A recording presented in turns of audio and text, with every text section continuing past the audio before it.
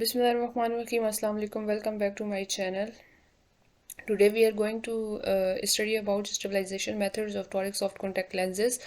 लेकिन ये स्टार्ट करने से पहले एक दो स्लाइड्स मैं आप लोगों को समझाना चाहूँगी जो प्रीवियस लेक्चर्स में मिस हो गई थी. That was this front surface toric design.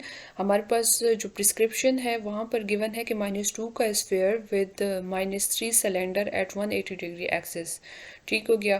फिर यहाँ पर जो गिवन फिगर है वो फ्रंट बताया गया है कि इसमें हम लोग फ्रंट पावर देंगे, फ्रंट सरफेस टॉरिक डिज़ाइन देंगे. और ये वाली जो बताई गई है ये बैक सरफेस बताई गई है कॉर्निया की, कि जो कॉर्निया की बैक सरफेस है उसमें कितनी पावर है. तो इसमें हमें क्या पता चल रहा है कि जो ये बैक वाला पैराग्राफ है ये 90 का एक्सिस है और ये 180 डिग्री का एक्सिस यानी कि मेरिडियन है. दोनों परपेंडिकुलर हैं एक दूसरे के. और 90 के जो हमारे पास एक्सिस है या मेरिडियन है उसमें क्या है -49 की पावर है, यानी कि रीडिंग्स आई हुई हो गई हैं. ठीक हो गया. ठीक हो गया. तो यहाँ पर कि 149 है कि 2 भी 49 है. तो ये जो की रीडिंग्स होती है यहाँ से हम कॉर्नियल जो स्टिग्मेटिज्म है वो कैलकुलेट करते हैं. और कैलकुलेट करने का मेथड कुछ इस तरह से होता है कि आपने क्या करना होता है कि 1 में से कि 2 को माइनस करना होता है, यानी डिफरेंस लेना होता है. तो उन दोनों का जो डिफरेंस लेके हमारे पास वैल्यू आती है वो कॉर्नियल स्टिग्मेटिज्म होते हैं. लेट सपोज इस केस में 49 और 49 है तो आपने 49 में से सब्ट्रैक्ट करना होगा 49 को. तो हमारे पास क्या आ जाएगा, ज़ीरो आ जाएगा. हमारे पास क्या आ जाएगा, ज़ीरो आ जाएगा. तो इस केस में हमारे पास कोई पावर नहीं है, यानी कि कॉर्नियल स्टिग्मेटिज्म मौजूद नहीं है. तो हम जब कॉर्नियल स्टिग्मेटिज्म मौजूद नहीं है तो स्टिग्मेटिज्म के लिए तो हम टॉरिक लेंसेज दे रहे हैं.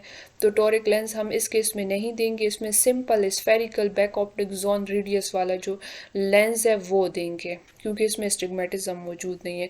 अब यहाँ केस में आ जाते हैं. ये बैक सरफेस की बात कर रहे हैं कॉर्निया में कि बैक सरफेस में पावर नहीं है, कॉर्नियल स्टिग्मेटिज्म वगैरह नहीं है. तो इसमें हम सिर्फ spherical back optic zone radius देंगे, क्योंकि -2 का स्फीयर देंगे जो कि प्रिस्क्रिप्शन में गिवन है.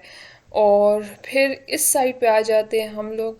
ये front surface of the cornea के बारे में बताया जा रहा है कि आपके पास एक मेरिडियन में जो पावर है कि 1 रीडिंग जो है वो +44 है और दूसरे में +47 है. तो आप लोगों ने क्या करना है कि सबसे पहले ये फाइंड आउट करना है कि फ्रंट सरफेस में कितना स्टिग्मेटिज्म मौजूद है.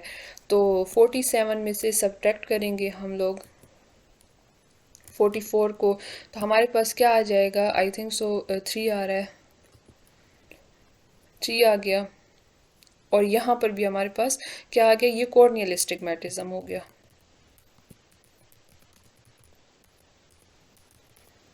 Is that clear? जो कैरेटोमेट्री रीडिंग्स होती हैं जो कि 1 के 2 रीडिंग्स होती हैं, जो मेरिडियन पे पावर बताई जा रही होती है, तो वो हम लोग उससे क्या फाइंड आउट करते हैं, कॉर्नियल स्टिग्मेटिज्म फाइंड आउट करते हैं. जो कि बैक सरफेस में कॉर्नियल स्टिग्मेटिज्म नहीं था इसलिए हमने स्फीयर से काम चला लिया था, -2 को करेक्ट कर दिया था. लेकिन यहाँ पर बैक सरफेस में फ्रंट सरफेस में चूंकि स्टिग्मेटिज्म मौजूद है जो कि कॉर्नियल स्टिग्मेटिज्म है 3 का, तो इसमें हम लोग क्या देंगे, front surface toric design contact lenses जो हैं वो देंगे, क्योंकि इसमें 3 कॉर्नियल स्टिग्मेटिज्म मौजूद है. अब आप चाहते हैं कि ये तो कॉर्नियल स्टिग्मेटिज्म हो गया, और ये वाला जो होता है ये -3 जो होता है ये क्या बताता है, ये टोटल स्टिग्मेटिज्म बताता है. ठीक हो गया. ये हमारे पास टोटल स्टिग्मेटिज्म है.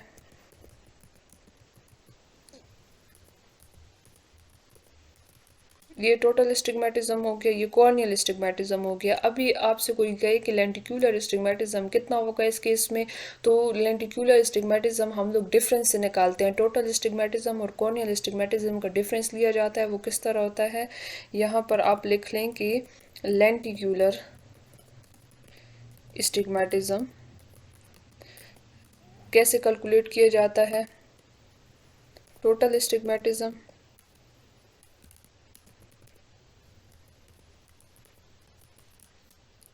में से सब्ट्रैक्ट किया जाता है कॉर्नियल स्टिग्मेटिज्म को.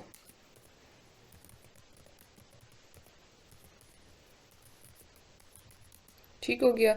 तो हम क्या करेंगे कि लेंटिक्यूलर स्टिग्मेटिज्म यहाँ पर मैंने लिख दिया, इक्वल टू किसके है, टोटल स्टिग्मेटिज्म हमारे पास 3 है, 3 में से हम लोग माइनस करेंगे, डिफरेंस ले रहे हैं, क्या चीज़ माइनस कर देंगे, ये वाला 3 जो कॉर्नियल स्टिग्मेटिज्म वाला है वो माइनस कर देंगे। तो हमारे पास क्या आ जाएगा, -6 आ जाएगा। हमारे पास क्या आ जाएगा, -6 आ जाएगा, क्योंकि यहाँ पर जो टोटल स्टिग्मेटिज्म था वो -3 था, जो कि मैंने यहाँ पर लिखा नहीं है, यहाँ पर 3 के साथ माइनस डाला है, -3 और -3 हो गया। तो ये आपके पास आ जाएगा -6 डायोप्टर लेंटिकुलर स्टिग्मेटिज्म। तो हमने पहले पढ़ा था कि जो लेंटिकुलर स्टिग्मेटिज्म है उसके लिए आप क्या दोगे, फ्रंट सरफेस टोरिक डिज़ाइन दोगे। तो यहाँ पर ये सारी डिस्कशन की गई है कि बैक सरफेस में पावर यानी कि कॉर्नियल स्टिग्मेटिज्म नहीं है, ज़ीरो था, तो जिसकी वजह से हम लोगों ने क्या दिया था, spherical back optic zone radius दिया था। ये सारा जो सीन था ये हमारे पास फ्रंट सरफेस टोरिक डिज़ाइन का था। एक बार फिर बता देती हूँ, बैक सरफेस में कोई स्टिग्मेटिज्म नहीं था, तो spherical soft back optic zone radius वाला जो कॉन्टैक्ट लेंस था वो दे दिया था इधर। और यहाँ पर फ्रंट सरफेस में जो है हमारे पास 3 का जो कॉर्नियल स्टिग्मेटिज्म था वो मौजूद था। तो हमने जब -3 का +3 का मौजूद था, जब हमने उसका डिफरेंस लिया -3 के साथ, तो हमारे पास -6 लेंटिकुलर स्टिग्मेटिज्म आ गया था। और हमें पता है कि लेंटिकुलर स्टिग्मेटिज्म में हम क्या करते हैं, फ्रंट सरफेस टोरिक डिज़ाइन वाले जो कॉन्टैक्ट लेंसेज है वो देते हैं। यहाँ पर एक चीज़ तो रह गई है कि ये थर्ड वाली चीज़ क्या है, इन दोनों को प्लस करके ये थर्ड वाला एक हमारे पास गिवन करके दे दिया गया है। 90 का एक्सेस अपनी जगह पे, 180 का एक्सेस अपनी जगह पे, और ये बैक वर्टेक्स पावर के बारे में बताया गया। बैक वर्टेक्स पावर जो है वो क्या होती है कि इफ़ेक्टिव पावर होती है लेंस की, जिसको हम बैक वर्टेक्स पावर कहते हैं। और इफ़ेक्टिविटी जो है वो पावर की या लेंस की जो होती है वो चेंज होती है जब हम लोग डिस्टेंस चेंज करते हैं। पॉजिटिव में कुछ और होती है कि नज़दीक जाओ तो पॉजिटिव में ज़्यादा होगी, और लेंस को, पॉजिटिव लेंस को जब दूर लेके जाओगे तो इफ़ेक्टिविटी जो है वो क्या हो जाएगी, डिक्रीज़ हो जाएगी। और इसी के ऑपोजिट क्या होता है कि नेगेटिव लेंस को अगर करीब लेकर आओगे तो इफ़ेक्टिविटी उसकी कम होगी, और दूर जब लेके जाओगे तो ज़्यादा हो जाएगी। तो ये कैसे याद किया जाता है, जब भी पॉजिटिव चीज़ को करीब लाओगे तो उसका तो फ़ायदा ही होता है, तो इफ़ेक्टिविटी इंक्रीज़ हो गई। अब दूर लेकर जाओगे तो जाहिर सी बात है कम हो जाएगी। फिर माइनस लेंस है, तो माइनस लेंस को जब भी करीब लेकर आओगे तो आपकी जो इफ़ेक्टिविटी है वो कम होती है। जब भी किसी नेगेटिव चीज़ को अपने करीब लाओगे तो आपकी इफ़ेक्टिविटी तो कम ही होगी ना, क्योंकि सारा टाइम वेस्ट हो जाएगा। अगर आपके बुरे फ्रेंड्स होंगे तो बुरे मीन्स कोई भी बुरा नहीं होता, इन अ सेंस कि गेमिंग वाले फ्रेंड्स होंगे तो आपको गेमिंग की आदत लग जाएगी और आप गेमिंग ही करते रहोगे। स्टडी वाले होंगे तो आप स्टडी करोगे, तो वो जो स्टडी वाले फ्रेंड है उसको पॉजिटिव ले लो, जब वो उनको आप अपने करीब लेकर आते हो तो आपकी इफ़ेक्टिविटी इंक्रीज़ होती है। और गेमिंग वाले जो फ्रेंड्स हैं माइनस पावर वाले, उसको अपने करीब लेकर आओगे तो आपकी इफ़ेक्टिविटी डिक्रीज़ होगी, और जितना दूर उसको लेके जाओगे तो इफ़ेक्टिविटी इंक्रीज़ होगी। तो इस तरह से ये चीज़ें याद करने का एक ज़रिया है कि आप खुद से एंड्स बनाएं तो वो आपको कभी फिर नहीं भूलेंगी। तो ये दो चीज़ें हो गई थी। यहाँ पर हम लोग बैक वर्टेक्स पावर के बारे में बात कर रहे हैं कि जो फाइनल चीज़ है ना, हमें दो फोकसेस चाहिए कि किस तरह से फोकसेस होंगे। हम जो ड्रा करते होते थे वो इस तरह से फोकसेस ड्रा किया करते थे ना कि किस तरह से होता था, एक सेकंड, यहाँ पर एक वो ले लिया करते थे, और -2 है तो यहाँ पर ड्रा कर लेते थे इस तरह की एक फोकस -2 पे मौजूद है। तो इन्होंने हमें वो एक्सिस के साथ बता दिए यहाँ पर। तो -2 है, ये वाला जो -5 है ये आप सोच रहे होंगे कि ये कहाँ से आ जाता है, तो ये इस तरह से आता है कि ये तो सेल है ना और ये स्फेयर है, तो ये जो स्फेयर होता है वो तो एक फोकस को शो कर रहा होता है कि आपके पास जो एक फोकस है वो -2 पे मौजूद है। लेकिन -5 वाला फोकस हम लोग खुद कैलकुलेट करते हैं प्रिस्क्रिप्शन को देख के। अगर आपसे कोई पूछे कि इसमें दूसरा फोकस क्या होगा तो आपने क्या करना होता है, -2 को ले लें, ठीक हो गया, फिर प्लस को ले लें, और ये वाला -3 अपनी जगह पे लिख लें यहाँ पर -3। तो ये हमारे पास क्या आ जाएगा, माइनस प्लस माइनस तो माइनस होता है, माइनस आ गया, और ये 3 अपनी जगह पे आ गए। ये फोकस कैलकुलेट, दूसरा जो फोकस है वो हम इस तरीके से कैलकुलेट करते हैं। तो -5 पे दूसरा फोकस मौजूद होगा। तो -5 वाला इस साइड पे लिखेंगे ना। ठीक हो गया। तो मैं क्या बता रही थी, फोकस इसके बारे में बता रही थी। एक फोकस -2 पे था। सॉरी, ये गलत बन गया मुझसे। ड्राइंग यहाँ पर थोड़ी सी डिफ़िकल्ट है। Let's try once again.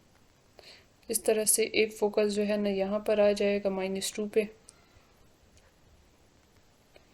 और दूसरा फोकस थोड़ा इस साइड पे आ जाएगा -5, क्योंकि इसके पास -5 पावर जो है वो ज़्यादा है। एक second, let me think about this. इस तरह से दो फोकस है, आपने करेक्ट करना है तो पहले इसको करेक्ट करके स्फेयर दे दोगे -2 का, तो ये पीछे रेटिना के ऊपर आ जाएगा। ठीक है। और ये जो -5 है, इसमें से भी जो फोकस है तो वो यहाँ तक आ जाएगा। ठीक है, यहाँ तक आ जाएगा। तो अब -2 तो इसका भी कवर हो गया। आपके पास क्या रह जाएगा, -3 रह जाएगा। तो उसके लिए आप क्या दे दोगे, -3 का जो है सेल दे दोगे।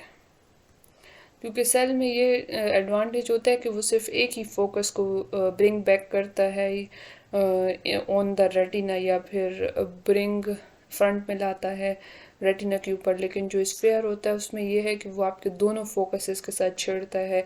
-2 वाले को तो पीछे लेके जाएगा, लेकिन उसके साथ साथ -5 वाले को भी लेके जाएगा। तो इसकी जो पावर है वो -2 तक कम हो जाएगी।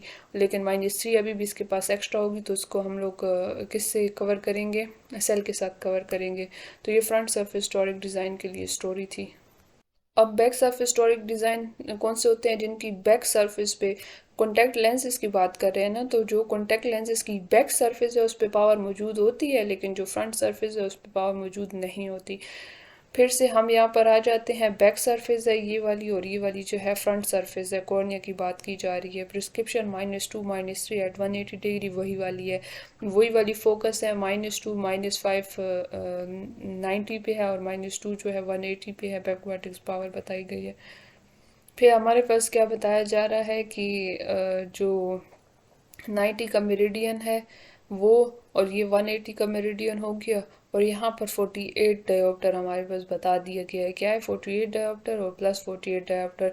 तो इनका अगर आप डिफरेंस लेंगे तो आपके पास क्या आ जाएगा, ज़ीरो आ जाएगा। तो फ्रंट सरफेस में कोई कॉर्नियल स्टिग्मेटिज्म मौजूद नहीं है। सिंपल -2 की यहाँ पर जो रिफ्रैक्टिव एरर है वो मौजूद है।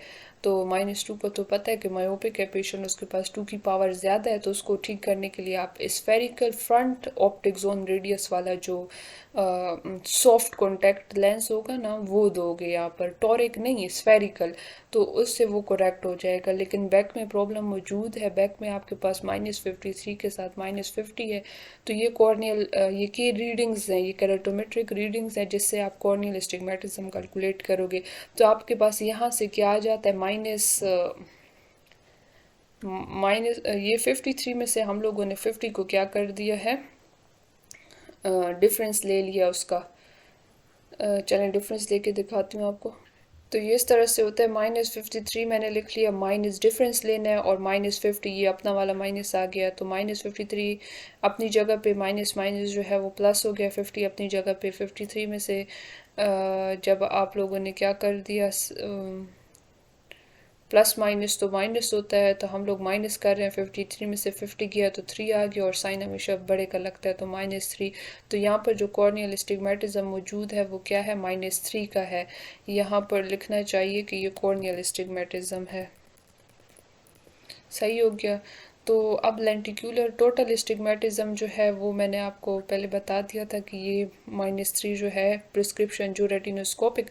अच्छा, यहाँ पर इम्पोर्टेंट बात बताती चलूँ, जो रेटिनोस्कोपिक और ऑटो रिफ्रैक्टोमीटरी करने से जो हमारे पास प्रिस्क्रिप्शन आती है ना, ये वाली जो वैल्यूज़ होती हैं ये टोटल स्टिग्मेटिज्म को शो करती हैं। और जो कैरेटोमेट्रिक रीडिंग से जो स्टिग्मेटिज्म आता है वो कॉर्नियल स्टिग्मेटिज्म को शो करता है। ठीक हो गया।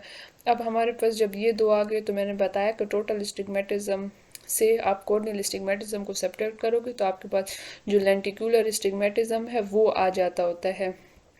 ठीक है, लेंटिक्यूलर स्टिग्मेटिज्म अब आप लोगों ने फाइंड आउट करना है। सही हो गया। तो उसमें क्या होगा कि -3 में से आप किसका डिफरेंस लोगे? टोटल स्टिग्मेटिज्म और कॉर्नियल स्टिग्मेटिज्म का डिफरेंस ले लेंगे, तो -3 और -3, तो क्या हो जाएगा? ये यहाँ पर कैलकुलेट करके बताती हूँ। तो इस तरह से हो जाएगा कि ये जो -3 है, मैंने टोटल स्टिग्मेटिज्म ले लिया और डिफरेंस लेना है तो डिफरेंस का साइन यहाँ पर माइनस का लगा दिया, और कॉर्नियल स्टिग्मेटिज्म भी हमारे पास -3 है, तो -3 अपनी जगह पे आ गया, माइनस माइनस प्लस हो गया और 3। तो जब प्लस माइनस होता है तो हम लोग क्या करते हैं? सब्ट्रैक्ट करते हैं, और सब्ट्रैक्ट करेंगे 3 में से 3 गया तो 0, और 0 तो न्यूट्रल होता है, उसके साथ कोई साइन नहीं लगाया जाता। तो बैक सरफेस में हमारे पास कॉर्नियल स्टिग्मेटिज्म तो मौजूद है और फ्रंट सरफेस में कॉर्नियल स्टिग्मेटिज्म मौजूद नहीं है, और ओवरऑल जो हमारे पास हम कह सकते हैं कि लेंटिकुलर स्टिग्मेटिज्म भी इस केस में जो है वो ज़ीरो है। तो मैंने पहले लेक्चर में पार्ट 1 में बताया था, अगर किसी ने वो लेक्चर नहीं देखा तो ये वीडियो देखने से पहले वो लेक्चर ज़रूर देखें ताकि आपको फर्दर वीडियो की अच्छे से समझ आए। तो लेंटिकुलर स्टिग्मेटिज्म जब नहीं होता और जब कॉर्नियल स्टिग्मेटिज्म मौजूद होता है तो हम back surface toric contact lens design देते हैं। ये मैंने पिछली वीडियो में बताया था कि अगर लेंटिकुलर स्टिग्मेटिज्म मौजूद है, लेंटिकुलर स्टिग्मेटिज्म मीन्स लेंस का जो स्टिग्मेटिज्म होता है, और ये मैं बार बार यहाँ पर लेंटिकुलर स्टिग्मेटिज्म बोल रही हूँ, इसको आप इंटरनल स्टिग्मेटिज्म भी कह सकते हैं, क्या पता रेटिनल स्टिग्मेटिज्म मौजूद हो आपके पास। तो इंटरनल स्टिग्मेटिज्म को कैलकुलेट करने का ये डिफरेंस वाला मेथड होता है। यहाँ पर मैंने डायरेक्ट लेंटिकुलर लिख दिया है। तो जब लेंटिकुलर स्टिग्मेटिज्म मौजूद नहीं है और कॉर्नियल स्टिग्मेटिज्म मौजूद है तो उसके लिए आप back surface toric contact lens design देते हैं। दूसरा हमारे पास है बायोटोरिक कॉन्टैक्ट लेंस डिज़ाइन। इसमें क्या होता है कि दो सर्फेसेस पे पावर मौजूद होती है, फ्रंट सरफेस में भी आपके पास पावर मौजूद होगी और बैक सरफेस में भी पावर मौजूद होगी। तो ये हमारे पास अगर कॉर्नियल स्टिग्मेटिज्म हो या लेंटिकुलर स्टिग्मेटिज्म हो या फिर हाई स्टिग्मेटिज्म हो तो उसमें दे सकते हैं। हाई स्टिग्मेटिज्म में ये होता है कि फिर पूरे लेंस पे जो पावर है वो डिस्ट्रीब्यूट हुई होती है। ये प्रिस्क्रिप्शन है -2 sphere with -3 cyl at 180 degree. Front surface में आपके पास कॉर्नियल स्टिग्मेटिज्म मौजूद है +1 का, और यहाँ पर बैक सरफेस में भी आपके पास कॉर्नियल स्टिग्मेटिज्म मौजूद है, आई थिंक -4 का। ठीक हो गया। 48, यस 4 का, यहाँ पर +1 का और यहाँ पर -4 का। यहाँ पर स्टिग्मेटिज्म बैक सरफेस पे ज़्यादा है, और ये वही वाले फोकसेस बताए गए हैं -5 और -2। तो जब आपके पास फ्रंट सरफेस में भी स्टिग्मेटिज्म मौजूद है और बैक सरफेस में भी स्टिग्मेटिज्म मौजूद है तो ऐसे केसेस में आप क्या देंगे? हमारे पास आप यूज़ करेंगे बायोटोरिक कॉन्टैक्ट लेंस जो है सॉफ्ट, ये वाली यूज़ करेंगे। ठीक हो गया। ये सारा पिछली जो लेक्चर था उसमें 3 स्लाइड्स रह गई थी, तो मैंने सोचा कि टाइप्स ऑफ जो टोरिक सॉफ्ट कॉन्टैक्ट लेंसेज की टाइप्स हैं फ्रंट बैक और बायोटोरिक, उसके बारे में थोड़ी सी एक्सप्लेनेशंस मज़ीद देती चलूँ। तो ये कुछ इस तरह से थी, और अब हम लोग स्टार्ट करेंगे इसके बाद स्टेबलाइजेशन मेथड इसी वीडियो में। ओके, तो स्टेबलाइजेशन मेथड्स में कुछ 4-5 मेथड्स हैं। Prism ballast, truncation, peri ballast, double slab और रिवर्स प्रिज्म। स्टेबलाइजेशन का मतलब है कि कोई चीज़ किसी चीज़ को स्टेबल बना देना, इसको कहते हैं स्टेबलाइजेशन, यानी कि उसकी मूवमेंट को कम कर देना, उसको स्टेबल कर देना ताकि एक पोजीशन पे सही से रहे। इसमें हमारे पास वाटरमेलन सीड प्रिंसिपल बताया गया जो कि आगे हम लोग डिस्कस करेंगे। स्टेबलाइजेशन मेथड में क्या होता है कि जो पेरी प्रिज्म ब्लास्ट मेथड है वो सबसे ज़्यादा सिंपलेस्ट और मोस्ट कॉमन मेथड है, टेक्निक है स्टेबलाइजेशन का टोरिक लेंसेज के लिए। यानी कि टोरिक लेंसेज की स्टेबलाइजेशन के बहुत सारे मेथड हैं जो कि अब मैंने बताए, लेकिन उन सब में से जो सिंपल और मोस्ट कॉमन है वो प्रिज्म ब्लास्ट है। इसमें आप 1 से लेकर 1.5 prism dioptre based down prism दे सकते हैं, और स्टेबलाइजेशन जो है वो अचीव होगी थिकनेस डिफरेंस से, क्योंकि हमारे पास लेंस होता है और थिन, और लेंस में आपने बेस डाउन प्रिज्म दे दिया, तो जब बेस डाउन प्रिज्म आप दे देंगे तो इन्फीरियरली तो उसकी थिकनेस ज़्यादा हो जाएगी एज़ कम्पेयर टू सुपीरियरली। तो फिर आपने क्या करना है कि इस थिकनेस डिफरेंस की वजह से आपके पास स्टेबलाइजेशन अचीव होगी। लेकिन एक चीज़ को अचीव करने के जो बेनिफिट्स हैं वो तो मिलते मिलते हैं, लेकिन उसके कुछ ना कुछ साइड इफ़ेक्ट्स, कुछ डिसएडवांटेजेस भी होते हैं। जैसे कि थिकनेस ज़्यादा हो जाने की वजह से जो ऑक्सीजन की ट्रांसमिसिबिलिटी है वो कम हो जाएगी, और लेंस लेड इंटरेक्शन, क्योंकि हमारे पास जो लेंस है वो थिक हो गया प्रिज्म के इनकॉर्पोरेशन की वजह से, इंडक्शन की वजह से, तो लेंस जो है वो लेड के साथ इंटरेक्शन प्रोड्यूस होगी उसकी, तो उसकी वजह से आपको डिस्कम्फर्ट फील होगा, यानी कि पेशेंट को डिस्कम्फर्ट फील होगा, क्योंकि लेंस और लिड आपस में इंटरेक्ट कर रहे हैं। थिक लेंस है जो कि लिड के साथ रगड़ खा रहा है और आपको डिस्कम्फर्ट फील हो रहा है। This is prism blast method. यहाँ पर फिगर में बता दिया गया है कि इस तरह से बेस डाउन प्रिज्म जो है वो आप लोगों ने, ये लेंस है ना फुल, उसमें आपने बेस डाउन जो प्रिज्म है वो डाल दिया है। इसका एक रीज़न ये भी हो सकता है कि बेस अप इस वजह से नहीं डाला, बेस डाउन इसलिए डाला है नीचे की तरफ, ताकि अगर ऊपर डालते तो हर चीज़ ग्रेविटी की वजह से नीचे अपने आप को लाने की कोशिश करती है, तो वो नीचे ना आए, तो इस वजह से लेंस के लिए नीचे की तरफ बेस डाउन जो प्रिज्म है वो डाल दिया गया है, ताकि लेंस की जो स्टेबिलिटी है वो अचीव कर ली जाए। यहाँ पर यही चीज़ बताई गई है कि ये लेंस है, यहाँ पर बेस डाउन प्रिज्म डाल दिया गया है, जो कि हम 1 से 1.5 प्रिज्म डायोप्टर तक दे सकते हैं। यहाँ पर बैक ऑप्टिक जोन डायमीटर बताया गया है, और ये पूरा एक लेंस है कि इस तरह से फिर लगा दिया जाएगा। सेकंड जो मेथड है वो ट्रंकेशन मेथड है। ट्रंकेशन नाम से ही ज़ाहिर है कि कटिंग करनी होगी इसमें, तो हमारे पास कोड्स होते हैं, जो लोअर कोड है, यानी कि ये जो मैं राउंड राउंड सर्कल में बना रही हूँ, ये एक जस्ट इमेजिन के कॉन्टैक्ट लेंस है। इसका जो लोअर कोड है उसकी 0.5 से 1.5 mm तक फ्रॉम 6 o'clock पोजीशन आपने क्या करनी है, कटिंग कर देनी है। इन्फीरियरली ड्रा करते हैं, होप सो ड्रा हो जाए कि इस तरह से हमारे पास लेंस होगा। इस तरह से लेंस नहीं होता टेढ़ा मेढ़ा, लेकिन समझने के लिए यहाँ पर 6 o'clock पोजीशन ये वाली होती है, 12 o'clock पोजीशन जो है वो ये वाली होती है। तो आपने यहाँ से कट करना है कोड को, जो कितना हो 0.5 से लेकर 1.5 mm तक कट करके देना है। ठीक हो गया। 6 o'clock पोजीशन से इंफीरियरली 0.5 से लेकर 1.5 mm तक कोड की कटिंग करनी है। कुछ इस तरह से पोजीशन आ जाएगी, तो ये नीचे जो लिड है उसके साथ क्या हो जाएगा, अलाइनमेंट हो जाएगी। किस तरह से होगी, तो पीछे पेरी ब्लास्ट जो स्टेबलाइजेशन मेथड है, वहाँ पर स्टेबलाइजेशन अचीव हो रही थी थिकनेस डिफरेंस की वजह से। यहाँ पर जो स्टेबलाइजेशन फैक्टर है वो क्या है, अलाइनमेंट, यानी कि ये जो कट किया जा रहा है ये इस तरह से नहीं है, बट मैंने सिर्फ एक वो फिगर सा बना दिया ताकि थोड़ा सा आइडिया हो जाए कि जो ट्रंकेशन है, जो पार्ट ट्रंकेट किया हुआ है हमने लेंस का, वो अलाइन हो जाता है लोअर लेड के साथ। तो ये काम करता है एज अ स्टेबलाइजेशन फैक्टर। तो इसके भी कुछ ना कुछ डिसएडवांटेजेस मौजूद हैं कि ज़ाहिरी बात है, यहाँ से ट्रंकेट कर लिया लेंस, तो अब यहाँ पर ये रगड़ खाएगा लोअर लिड के साथ, और इससे आपको डिस्कम्फर्ट फील होगा, और इसको बनाना, मैन्युफैक्चर करना भी मुश्किल है। ठीक हो गया। तो समरी फिर बाद में पढ़ेंगे कि क्या होता है क्या नहीं होता। यहाँ पर ये बताया गया कि ये लेंस है, ये जो ज़्यादा डार्कर ब्लू वाला पार्ट है, यहाँ से ऐसे ट्रंकेट करके और फिर इस लेंस को यहाँ पर जो है वो पुट कर। ट्रंकेशन मेथड के बाद अब जो थर्ड मेथड है वो पेरीब्लास्ट है। इसमें हमारे पास स्टेबलाइजेशन करते हैं, ये मोस्ट सक्सेसफुल मेथड है।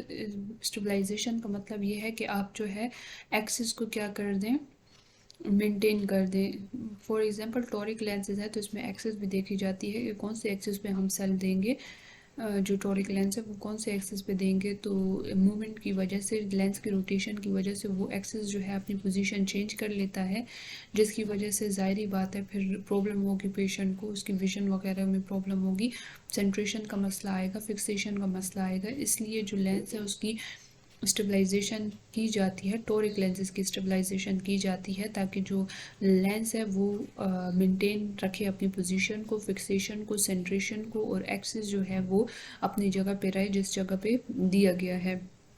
तो periblast one of the method of stabilization है।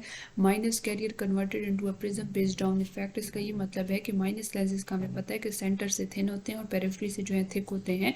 तो जो हमारे पास सिस्टम इस तरह से होता है कि जो पेरिफेरियल पार्ट है उसको क्या किया जाता है, थिक माइनस कैरियर दिया जाता है ताकि उसकी पेरिफेरीज थिक हो जाए, और इसके अलावा बेस डाउन इफेक्ट प्रोड्यूस किया जाएगा प्रिज्म में। सुपीरियरली तो उसको थिन रखा जाता है, लेकिन इन्फीरियरली वो थिक क्यों हो जाते हैं, क्योंकि बेस डाउन इफेक्ट दिया। सबसे पहले तो माइनस कैरियर दिया ना, जो माइनस लेंस है उसकी पेरिफेरी थिक होती है और सेंटर में वो थिन होता है, ये काम हो गया। अब हमने क्या दिया, बेस डाउन इफेक्ट प्रोड्यूस कर लिया, जिसकी वजह से सुपीरियरली लेंस थिन रह गया और इन्फीरियरली लेंस जो है वो थिक हो गया। और इस थिकनेस डिफरेंस की वजह से जो है स्टेबलाइजेशन जो है वो क्रिएट हो जाएगी।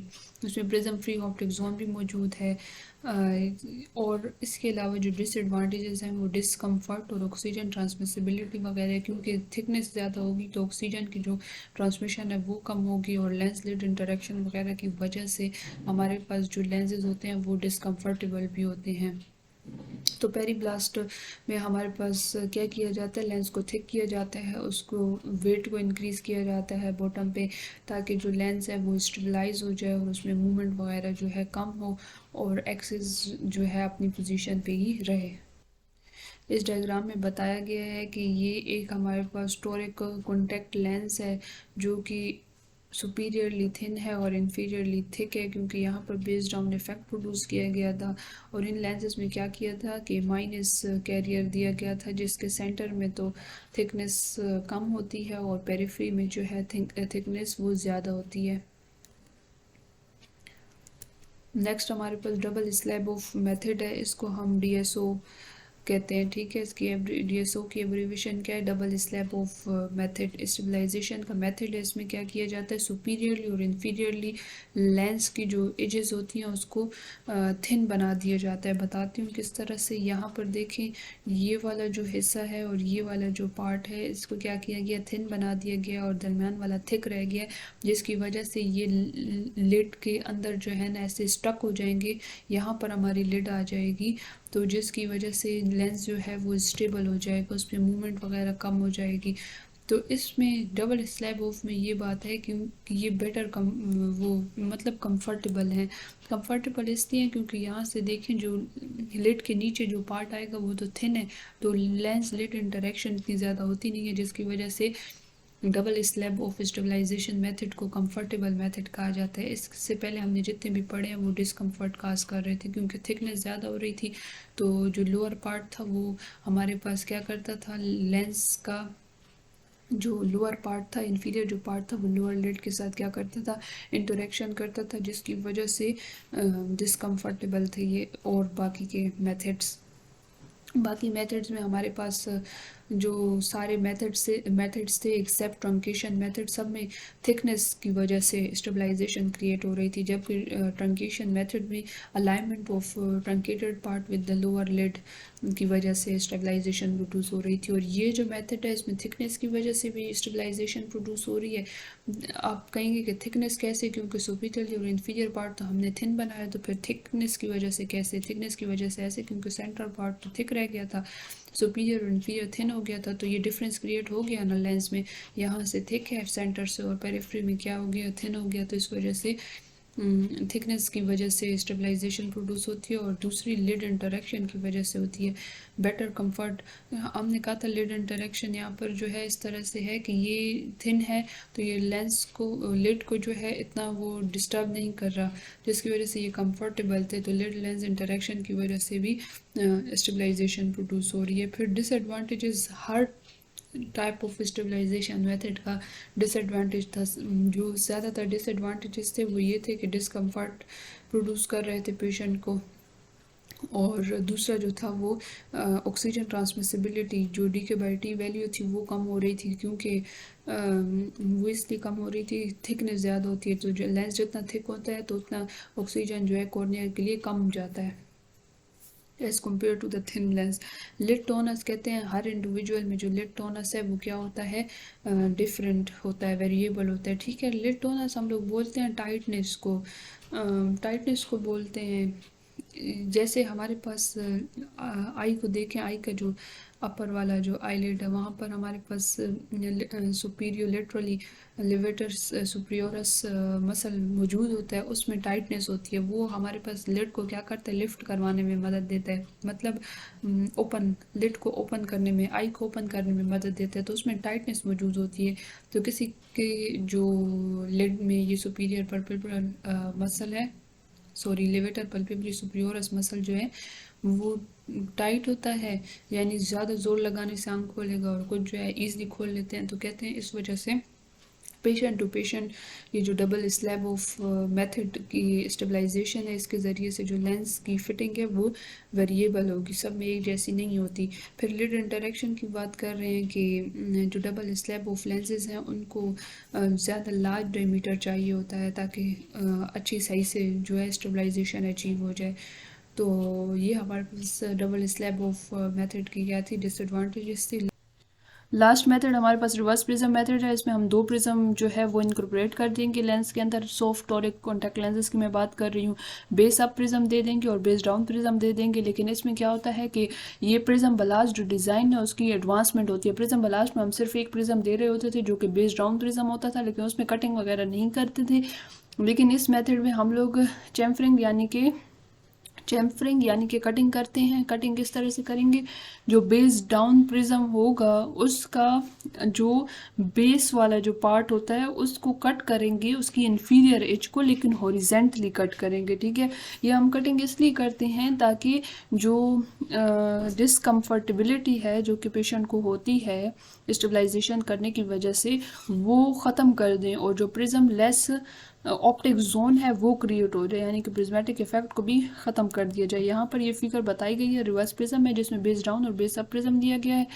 जो बेस है प्रिज्म की उसको कट कर दिया गया है, और दोनों जो बेसिस हैं यानी दोनों जो प्रिज्म है उनको क्या कर दिया गया है, आपस में इंटरसेक्ट कर दिया गया है, जिसकी वजह से ये जो रिवर्स प्रिज्म है इसमें दो प्रिज्म होते हैं। एक की कटिंग कर दी जाती है बेस की तरफ से ताकि डिसकम्फर्टेबिलिटी ख़त्म हो जाए, और प्रिज्म लेस जो ऑप्टिक जोन है वो भी क्रिएट हो जाए।